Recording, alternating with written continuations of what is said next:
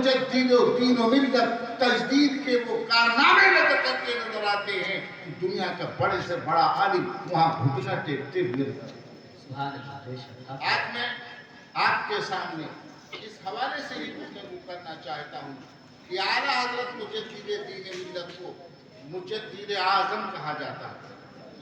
کیا کہا جاتا ہے؟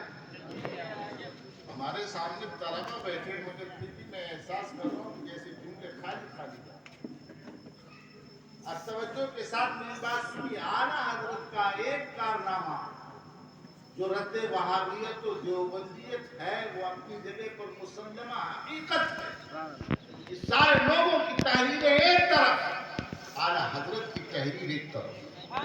حوالہ دیا جاتا ہے علامہ فضل احمد نے رد کیا، علامہ فیض البدایونی نے رد کیا، علامہ عبدالقادر بدایونی نے رد کیا، فلاں نے رد کیا، فلاں نے رد کیا۔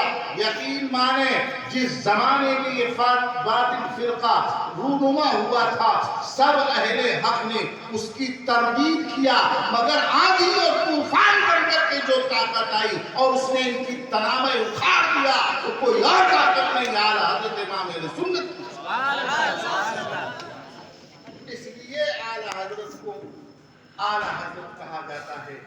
لیکن میں آپ کے سامنے کھول کر رکھنا چاہتا ہوں کہ امام اہل سنت کو صرف مجدد نہیں بلکہ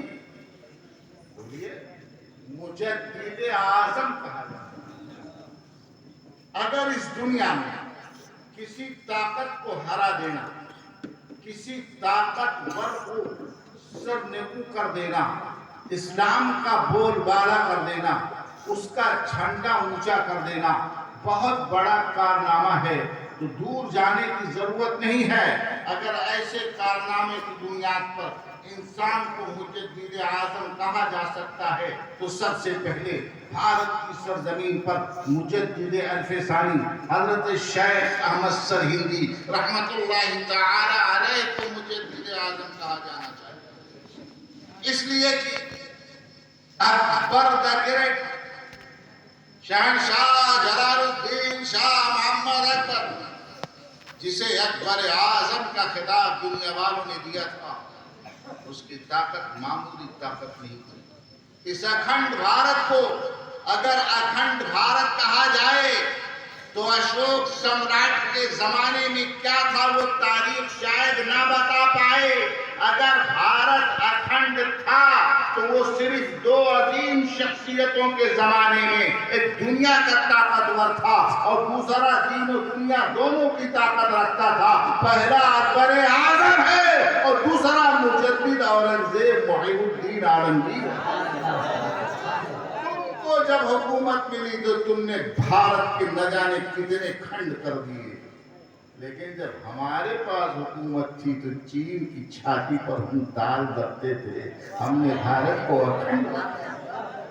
میرا یہ موضوع نہیں ہے، لیکن اس وقت بھارت بہت بڑا تھا، غیر منقسم ہندوستان میں ظالم اپنے سر اگھاڑ رہا تھا۔ اعلیٰ حضرت کا یہ کارنامہ ہے۔ آئیے ذرا دیکھیے، میں عرض یہ کر رہا تھا کہ بہت بڑی طاقت کو اگر جھکا دینا ہے تو اس جھکانے والی طاقت کو اگر مجدد اعظم کہا جائے تو کچھ برا نہ ہوگا، تو ایسے موقع پر مجدد الف ثانی کو مجدد اعظم کہا جانا چاہیے، اس لیے کہ انہوں نے اکبر اعظم جیسی طاقت کو جھکایا تھا اور خود محی الدین اورنگزیب عالمگیر رحمت اللہ تعالی علیہ آئے۔ یہ مجدد الف ثانی کی برکت تھی، انہوں نے جہانگیر کو گھسیٹا تھا اور اپنے آگے جھکایا تھا، جس کے نتیجے میں اورنگزیب عالمگیر تک یہ سلسلہ بڑھ کر آیا، شاہجہاں میں تبدیلی ہوئی، پھر اس کا بیٹا ہندوستان کا مجدد بنا۔ تو مجدد الف ثانی کی برکت تھی کہ اورنگزیب عالمگیر نے کہا کہ میرا باپ اکبر اعظم اکبر نبود اکبر بود، وہ بہت بڑا کافی ہے۔ یہ عالمگیر کا جملہ ان کی اپنی تحریر، ان کے اپنے طز کے عالمگیری میں موجود ہے۔ عزیزان ملت اسلامیہ، اعلیٰ حضرت نے بڑی بڑی طاقتوں کو جھکایا تو اس سے بڑی طاقت کو مجدد